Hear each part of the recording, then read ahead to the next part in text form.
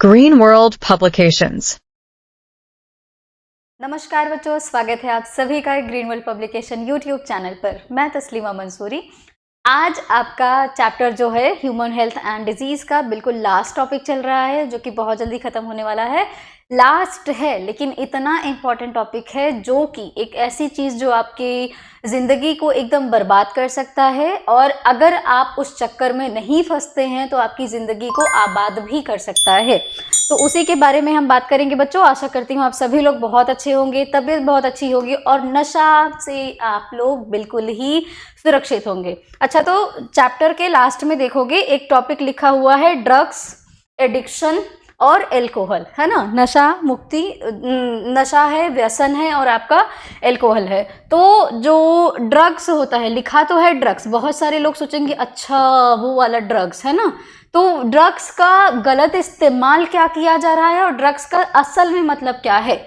इसके अलावा बच्चों, ड्रग्स को ओवर यूज करने से एडिक्शन के जो शिकार हो जाते हैं, एडिक्टेड हो जाते हैं। एंड इसी के साथ एक और बहुत ही खराब आदत है एल्कोहल है, ठीक है। अच्छा, तो सबसे पहले मैं बात करती हूँ ड्रग्स की, बात करती हूँ बच्चों। ड्रग्स को जब आपके फायदे के लिए इस्तेमाल किया जाता है, जब आपके शरीर में कोई समस्या हो गई है और कोई बहुत ज़्यादा पीड़ित है किसी चीज़ से, उसके दर्द को दूर करना है, तो कुछ कुछ दवाओं का इस्तेमाल किया जाता है। ये क्या होते हैं, तो ये आपके नर्वस सिस्टम को क्या करते हैं, स्पेशली आपके केंद्रीय तंत्रिका तंत्र को क्या करते हैं, अगर बहुत ही ज़्यादा स्टिमुलेटेड है, बहुत ज़्यादा उद्दीपित है, तो उसको क्या करेंगे, शांत करने का काम करेंगे। कुछ दवाइयाँ ऐसी हैं जो आपको एकदम अचानक से अलर्ट मोड पर ला देती हैं, एकदम अचानक से एक्साइटमेंट प्रोड्यूस कर देंगी।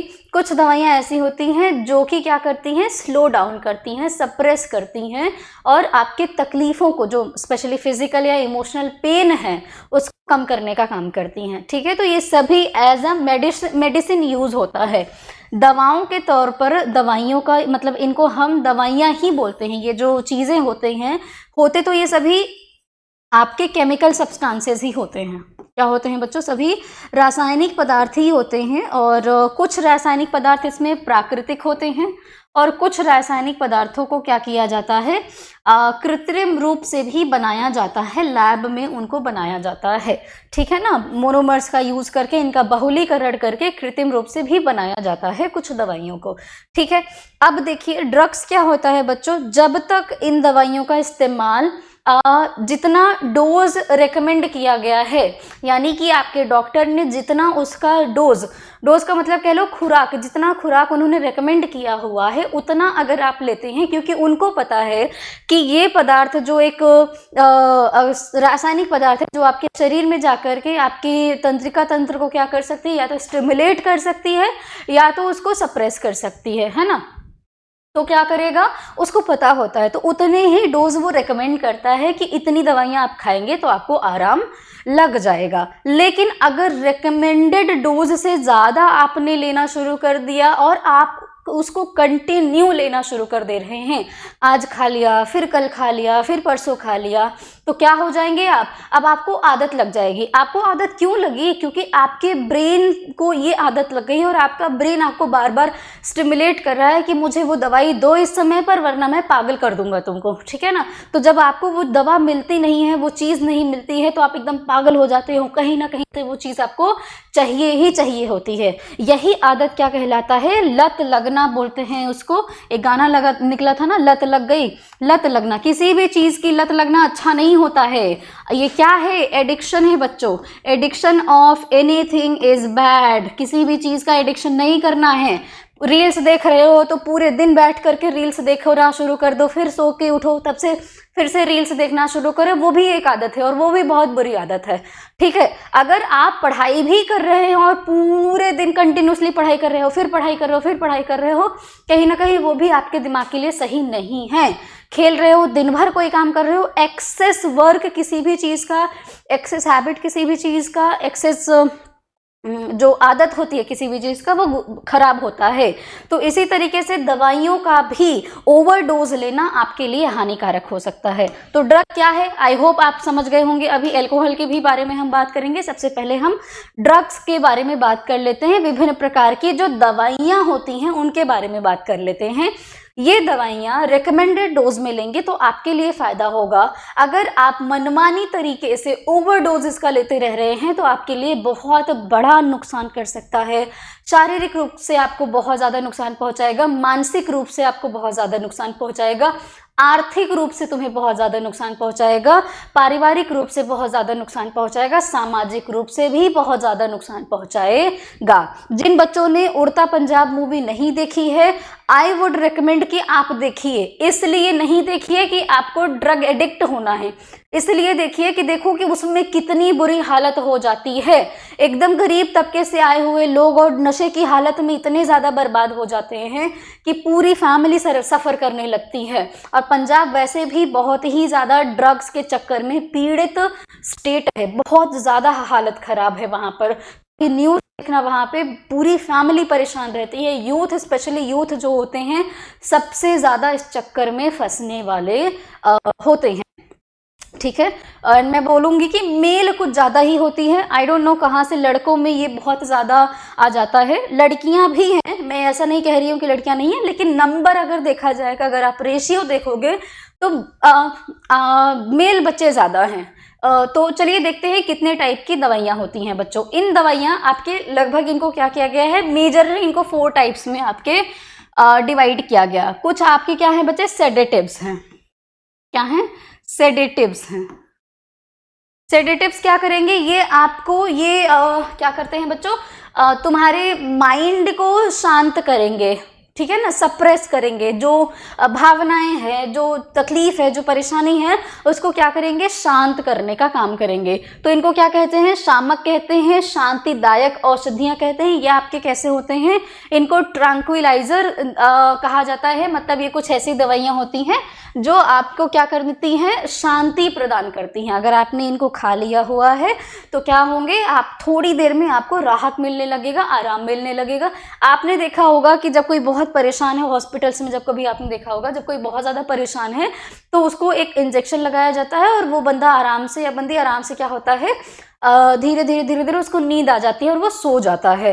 तो वो क्या काम कर रहा है, ये दवाइयाँ आपके तंत्रिका तंत्र को प्रभावित करती हैं एंड सीएनएस को, केंद्रीय तंत्रिका तंत्र को आपके क्या करती हैं ये बच्चों, प्रभावित करती हैं। ठीक है ना, तो ये क्या काम करेंगी, आपको शांति प्रदान करेंगी, रिलैक्स फील कराएंगी, नींद आती है इनसे। ठीक है ना, तो मतलब अगर कोई स्टिमुलेटेड फॉर्म में है, कोई बहुत ज़्यादा एक्साइटेड है, बहुत ज़्यादा उत्तेजित है, तो क्या हो जाएगा, धीरे धीरे शांत हो जाएगा। कुछ एग्जाम्पल्स देख लो इनके। बार्बिचुरेट्स हैं। ये बार्बिचुरेट्स क्या हैं बच्चों, नींद की गोलियां हैं। जिनको बहुत सारे ऐसे लोग होते हैं जिनको नींद आने की समस्या होती है, तो डॉक्टर नींद की गोलियां, rarest of the rare case में जिनको बहुत ज़्यादा समस्या है उनको नींद की गोलियां रेकमेंड करता है। 1 गोली 2 गोली, 1 गोली, मोस्टली 1 गोली पर डोज दिया जाता है। अब ऐसा नहीं है कि 10-10 गोली एक साथ खा लो, मर भी जाओगे अगर ऐसा कोई करेगा तो। पहली बात तो नींद की गोलियां नहीं खाना चाहिए। नींद की गोली में जाकर के मेडिकल स्टोर से लेकर के कभी मत खाओ। ठीक है, आप अगर आपको लगातार महीने 2 महीने तक नींद नहीं आ रही है, बहुत समस्या हो रही है, आप जाकर के अपने डॉक्टर से कंसल्ट करिए, क्या क्या परेशानी है, आपको कैसा पूरे दिन फील होता है, उस हिसाब से डॉक्टर आपको दवाइयाँ रिकमेंड करेगा। जब भी दवाई की बात आती है, मैं हमेशा बोलती हूँ बिना किसी फिजिशियन के कंसल्ट के आपको दवाई नहीं खाना है, नहीं खाना है, समझ गए। चलो, पढ़ रहे हो तो कम से कम इतना डिफरेंस रखना सीखो। उसके बाद क्या है बच्चों, आपका बेंजोडायजापाइंस है। ठीक है ना, चलिए कुछ और देख लेते हैं। ओपियोइड्स हैं, ये आपके क्या हो गए, सेडेटिव्स हो गए हैं। ये क्या काम करेंगे बच्चों, ये आपको शांति प्रदान करेंगे। ओपियोइड्स हैं, ये क्या होते हैं, ओपियोइड्स, अफीम, ओपियोइड्स, अफीम बच्चों। ठीक है, ये क्या काम करता है, ये भी रिलैक्सेशन में ही हेल्प करता है, मतलब ये भी सप्रेसर ही है। ये भी क्या है बच्चों, ये भी सप्रेसर ही है। ये भी क्या करेगा, बहुत ज़्यादा समस्या हो रही है, बहुत ज़्यादा पेन हो रहा है, बहुत ज़्यादा तकलीफ हो रही है, तो आराम पहुंचाने का काम करता है। ये भी आपके सेंट्रल नर्वस सिस्टम को ही प्रभावित करता है, केंद्रीय तंत्रिका तंत्र को ही प्रभावित करता है। ये मस्तिष्क की गतिविधियों को क्या करेगा, स्लो डाउन करने का काम करेगा, दर्द से राहत पहुंचाएगा ये, ठीक है ना। मांसपेशियों में जो ऐंठन हो रही हो उन सबको क्या करेगा, ठीक करता है, ठीक है ना। और क्या होगा, ये कुछ एग्जाम्पल इसके देख लो। ओवर यूज, ये तुम्हारा ये लिमिटेड डोज में अगर इनको लोगे तब तुम्हारा ये तुम इलाज में उपचार करेंगे। ओवर यूज लोगो तो ये सभी चीजें तुमको क्या कर देंगी, पागल कर देंगी। ओवर यूज नहीं लेना है, ठीक है। जैसे देख लो, अफीम हो गया, मॉर्फिन हो गया, कोडीन हो गया, हीरोइन हो गया, पैथिडीन हो गया, है ना। ये सब आपके क्या हैं, ओपियोइड्स हैं बच्चों, ठीक है। और अफीम कहाँ से मिलता है, तुम्हारा ओपियम प्लांट से मिलता है, ठीक है। कहाँ से मिलता है, ओपियम प्लांट से। इसका साइंटिफिक नाम क्या है, इसके प्लांट का, पैपावर। क्या नाम है, पैपावर, ठीक है। चलिए, तो ओवरडोज से अब देख लो जरा सा खतरा देख लो। ओवरडोज से श्वसन विफलता के कारण मृत्यु हो सकती है। हेरोइन अत्यधिक नशे की लत और खतरनाक होता है, पागल कर देगा, तुम्हारा जेब भी खाली करेगा, परिवार भी परेशानी में रहेगी, और लास्टली तुम क्या हो जाओगे, एकदम कहीं के ना रहो, कहीं के भी नहीं रहोगे, ना घर के रहोगे ना ही घाट के रहोगे। ये तुम्हारे स्टिमुलेंट्स हैं, कौन से हैं, ये आपके स्टिमुलेंट्स है, उत्तेजक पदार्थ हैं। ये दोनों क्या कर रहे हैं, तुमको शांति प्रदान कर रहे हैं, लेकिन ये क्या काम करेंगे, बहुत ज़्यादा लो एनर्जी है, फिजिकली बहुत लो फील हो रहा है, बॉडी अच्छे से काम नहीं कर रही है, तो ये क्या करेगा, तुम्हारे ब्रेन को एक्टिव करेगा एंड तुरंत तुमको हाई मतलब ऐसे कह सकते हो इंस्टेंट एनर्जी प्रोवाइड कराने का काम करता है। तो ये आपके केंद्रीय तंत्रिका तंत्र को उत्तेजित करता है, अलर्टनेस प्रोवाइड करता है, ठीक है ना, बहुत तेजी से एनर्जी देगा, ठीक है। तो मोस्टली ये कौन यूज़ करते हैं, आपके जो स्पोर्ट्स पर्सन है वो इनको यूज़ करते हैं। लेकिन स्पोर्ट्स पर्सन ये लीगल नहीं है, स्पोर्ट्स पर्सन इसको इलीगली यूज़ करते हैं। लीगल रूप से ये सारी चीज़ें यूज़ करना अलाउड नहीं है। अच्छा, तो क्या होगा, अब इनका टेस्ट कैसे किया जाएगा, क्योंकि ये आपके आसानी से पचते नहीं है, इनका डाइजेशन होने में टाइम लगता है, ये आसानी से आपके पचते नहीं हैं, तो इनके डाइजेशन में टाइम लगता है, इसीलिए ये यूरिन के थ्रू आपकी बॉडी से बाहर नहीं निकलते हैं। तो एक टेस्ट होता है, जो भी बच्चे न्यूज़ पढ़ते होंगे तो पढ़ा होगा, एंटी डोपिंग टेस्ट होता है। क्या होता है बच्चों, एंटी डोपिंग टेस्ट होता है, ठीक है ना। और जिन भी एथलीट्स की बॉडी में ये पाए जाते हैं, ऐसे आपके स्टिमुलेंट्स पाए जाते हैं, उनको डिबार कर दिया जाता है। एग्जाम्पल देख लो, कैफीन हो गया, कोकीन हो गया, एम्फेटामिन्स हो गया। तुम लोग चाय तो डेली पीते होगे, है ना। बहुत सारे ऐसे बच्चे होंगे जो दिन भर में 2 कप 3 कप 4 कप चाय पी जाते होंगे। यहाँ तो जो तैयारी करने वाले बच्चे होते हैं, लाइब्रेरी में बैठे रहते हैं, वो 7-8 घंटे में 4-4 कप कॉफ़ी पी जाते हैं, चाय पी जाते हैं, ठीक है। क्या होता है उसमें, कैफीन होता है। क्या होता है, कैफीन होता है। कहा जाता है कि पढ़ते टाइम कॉफ़ी पी लो, नींद भाग जाएगा। तो क्या कर रहा है, अलर्टनेस प्रोड्यूस करा रहा है ये कैफीन तुम्हारे माइंड में जा करके, ठीक है। ठीक है, 1-2 कप चलता है, बट बहुत ज़्यादा पियोगे ना तो नुकसान पहुँचाएगा। खतरा क्या है, अत्यधिक उपयोग से एडिक्शन हो जाएगा, चिंता होने लगेगा, हेलुसिनेशन होने लगेगा, आपके हार्ट रेट बढ़ जाएगा, श्वसन सांस लेने में समस्या आने लगेगी, समझ गए, इतनी सारी परेशानियां हो सकती हैं। और एडिक्टेड, देखो ये जो आपके दवाइयां होती हैं, इनकी आदत अगर एक बार लग गई तो हमारा शरीर इतनी आसानी से इन्हें छूटने भी नहीं देता है। तुम कोई भी आदत पकड़ लो ना, कोई दवाई, कुछ भी नहीं, दिन के तुम हर रोज तुम 1 घंटा रील्स देखते हो तो तुम मजबूर हो जाओगे, तुम्हारा हाथ अपने आप फोन के शॉर्ट्स वीडियो में चला ही जाएगा और तुम रील्स चालू ही कर दोगे। तो जब ये तुम्हारा फोन तुमको इतना ज्यादा प्रेशराइज कर रहा है, तुम्हारा फोन इतना ज्यादा तुमको कंट्रोल कर रहा है, तो ये दवाइयां तुम्हें कितना ज्यादा कंट्रोल करेंगी। ये तो तुम्हारे शरीर के अंदर है, ये तो तुम्हारे सेंट्रल नर्वस सिस्टम को कंप्लीटली कंट्रोल करके रखी हुई हैं। तो इसीलिए बेहतर है कि वो जो एक बड़े फेमस थे, काफ़ी अभी रिसेंटली बड़े फेमस हुए थे, बुलाती है मगर जाने का नहीं, कुछ ऐसा था ना। तो तुमको अपने आसपास देखने को लगेगा, अरे हाँ यार मेरा दोस्त तो कूल बनने के चक्कर में सिगरेट पी रहा है, मेरा दोस्त तो चार चार लड़कियों को लेकर के घूम रहा है। मतलब ये सेक्सुअल कमेंट हो सकता है, बट ऐसा देखा जाता है ना। घूम रहा है, सिगरेट पी रहा है, दारू पी रहा है, और न जाने कितने किस किस टाइप के शराब पी रहा है, या फिर क्या कहते हैं उसको, ड्रग्स ले रहा है। आपको नहीं करना है। तुम सीधा कह दो ये मेरी औकात के बाहर है, मुझे ये नहीं करना है, ठीक है ना। और दूसरी बात, अगर मान लीजिए कि आपको स्पेशली जो बच्चे होते हैं, बच्चे मान लो कि जो 15 से 20-22 साल की जो उम्र के बच्चे होते हैं, लत आपको इसी उम्र के दौरान लगती है, क्योंकि इस समय पर आपकी बॉडी बहुत ही ज़्यादा ड्रास्टिक चेंज से गुजर रही होती है। एडोलेसेंट किशोरावस्था जो होता है काफ़ी ज़्यादा ड्रास्टिक चेंज से गुजर रही होती है। हॉर्मोन्स आपके बड़े चढ़ाव पर होते हैं, आप बहुत ज़्यादा अदर चीज़ों की तरफ बहुत अट्रैक्ट होते हो, बड़ी नई नई चीज़ों तुमको ट्राई करने का मन करता है। कुछ तुमको कोई सीख देगा तो तुम कह रहे ये लेक्चर झाड़ रहा है, हटाओ हटाओ। तो लेक्चर नहीं है। 4 साल बाद, 5 साल बाद तुमको वो लगेगा कि अरे ये मुझे कर लेना चाहिए था, कोई मुझे समझा रहा था, मैं क्यों नहीं समझा। तो अभी कम से कम जो समझा रहा है ना, थोड़ा सा दिमाग खोल लो, थोड़ा सा सही से समझ लो, ठीक है। स्पेशली मैं वापस से ये कहूँगी कि लड़कों को खासकर ये बातें समझनी चाहिए। आपको जो लगता है कि कोई बकवास कर रहा है, बड़ी ज्ञान की बातें कर रहा है, ये ज्ञान की बातें हैं, बिल्कुल ज्ञान की बातें हैं और तुम्हारी भलाई के लिए हैं।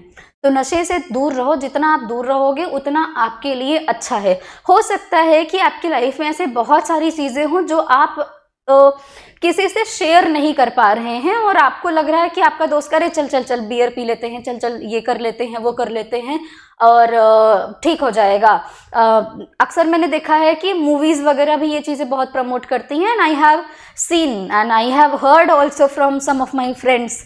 तो वो ऐसे बोलते हैं कि इसका ब्रेकअप हो गया था तो वो गया और शराब पी लिया, और जब ब्रेकअप हुआ तो उसको शराब की लत लग गई, ऐसा लग गया वैसा लग गया। क्या ज़रूरत है, क्या ज़रूरत है। एक लत को छुड़ाने के लिए तुम दूसरी लत में जा रहे हो, और जो दूसरा लत है वो इतना ज़्यादा खराब है कि तुम वो छुड़ाने से भी नहीं छूटेगा, वो तुमको अपने तरफ बुलाता ही रहेगा, बुलाता ही रहेगा, बुलाता ही रहेगा। क्यों जा रहे हो।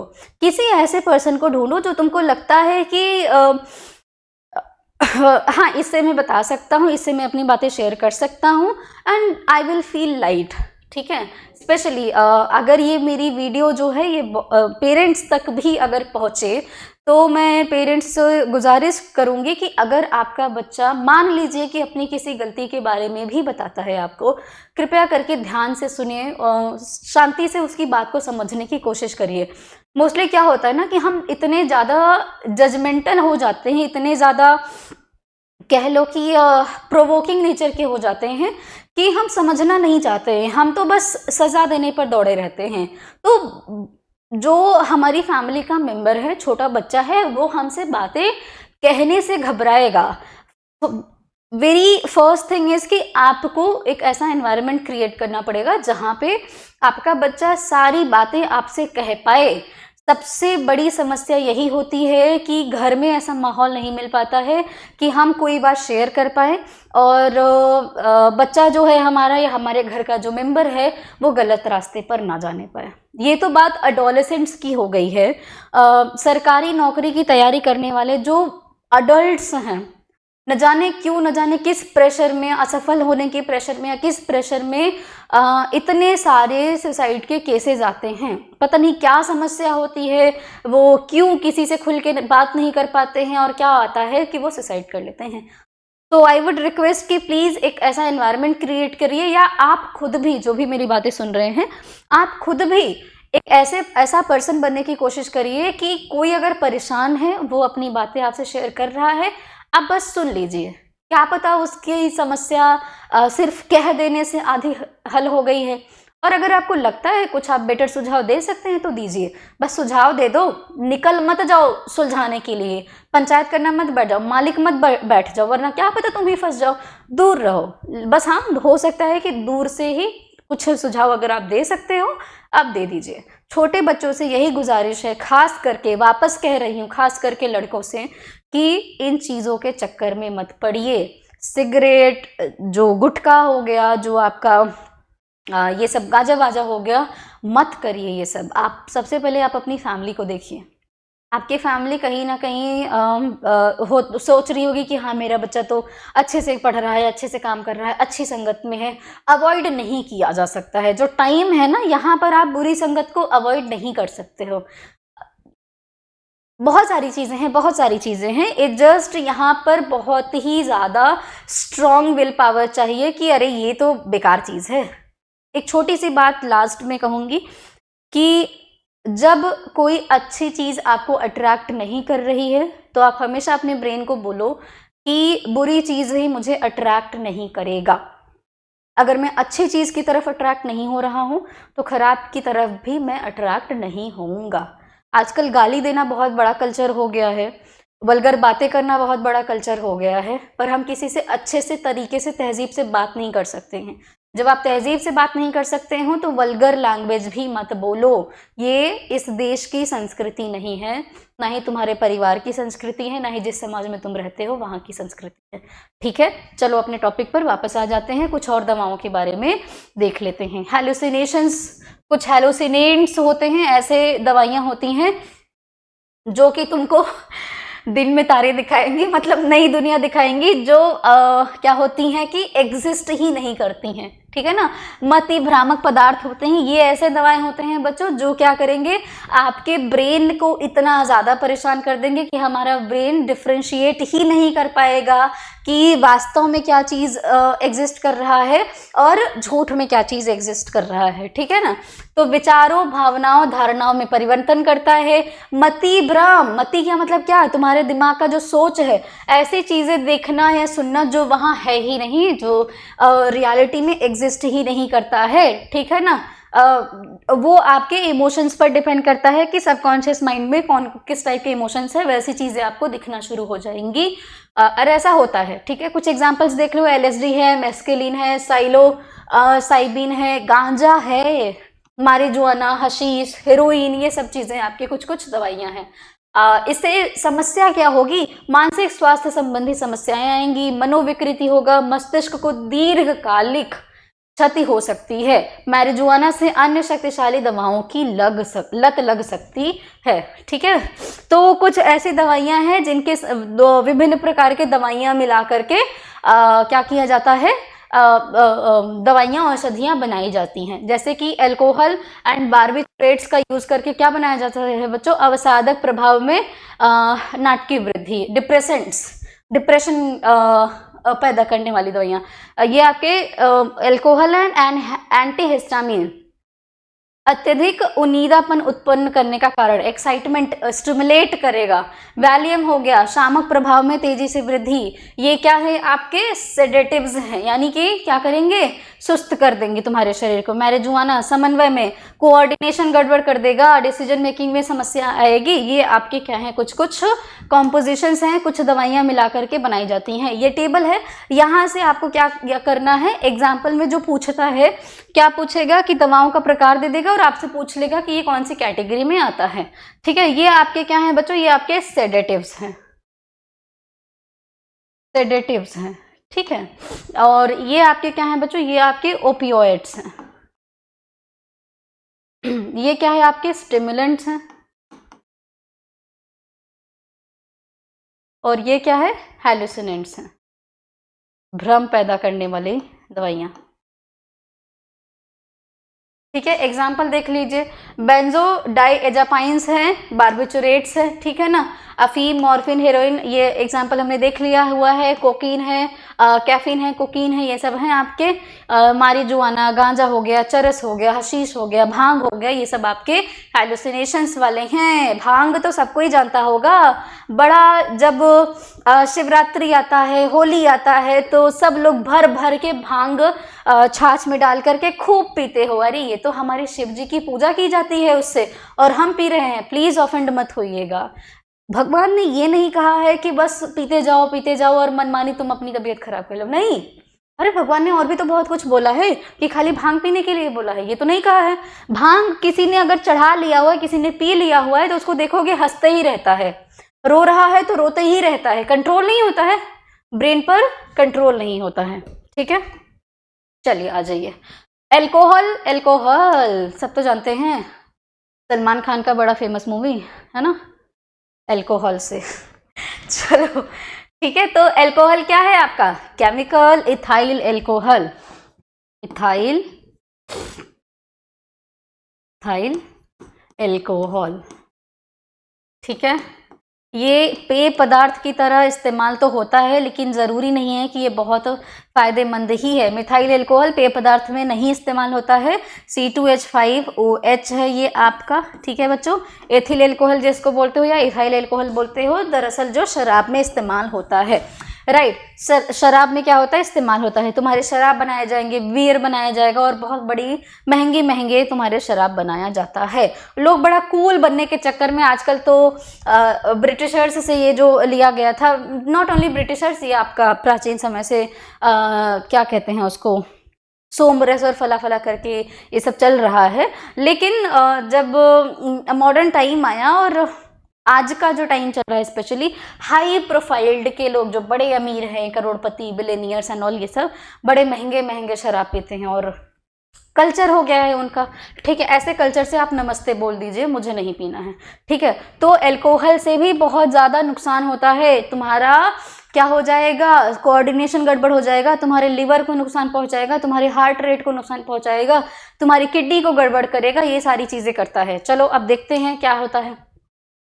शराब पीने से शारीरिक स्वास्थ्य को नुकसान होता है। शराब पीने वाला यह समझता है कि शराब से उसका स्वास्थ्य बढ़िया हो रहा है, परंतु उसका यह भ्रम है कि शराब पीने के बाद व्यक्ति उत्तेजित होता है, सारी चिंताएं भूलने का अनुभव और उसको बड़ी खुशी मिलती है कि अरे मैं तो अब बहुत खुश हूँ, मजा आ रहा है। शराब से मनुष्य के शरीर एवं मस्तिष्क को हानि ही नहीं होती, बल्कि उसका सामाजिक एवं व्यक्तिगत जीवन भी प्रभावित होता है। शराब के दुष्परिणाम समाज एवं एक्सेट्रा क्या है, देख लो। मस्तिष्क पर क्या कोई प्रभाव इसका पड़ रहा है?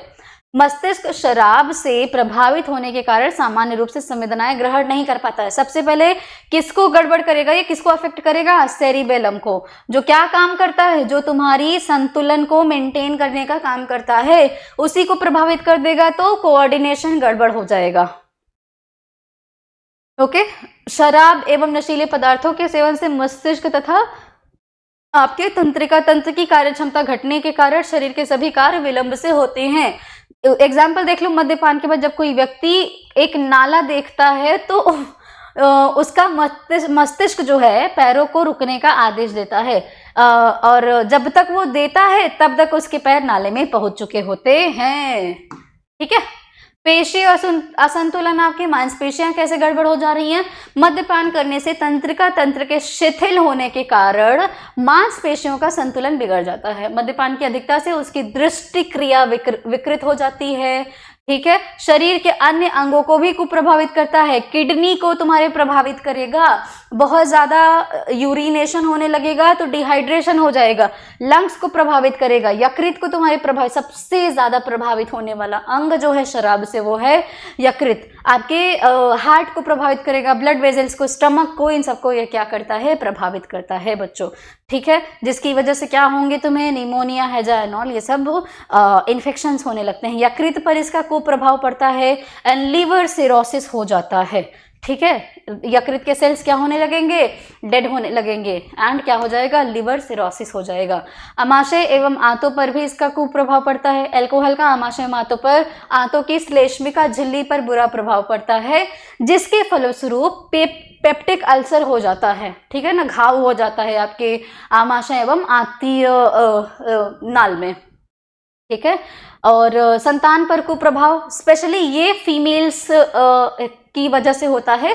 कोई प्रेग्नेंट लेडी है, अगर वो शराब पी रही है तो वो शराब क्या हो जाएगा? आपके फीटस को जाएगा एंड फीटस की डेड हो सकती है। गर्भवती स्त्रियों के लिए मद्यपान करना बहुत ही हानिकारक होता है। मद्यपान करने वाली स्त्री के रुधिर से मदिरा प्लेसेंटा द्वारा शिशु के रुधिर में पहुंचता है, जिससे तंत्रिका तंत्र कुप्रभावित होता है और मंद बुद्धि का हो सकता है या फिर बच्चा डेड पैदा हो। ठीक है ना, नैतिक पतन तो होता ही है, तुम्हारा पूरा सोशल लाइफ जो है वो बेकार हो जाता है, तुम्हारी पर्सनल लाइफ खुद भी डिस्टर्ब हो जाती है।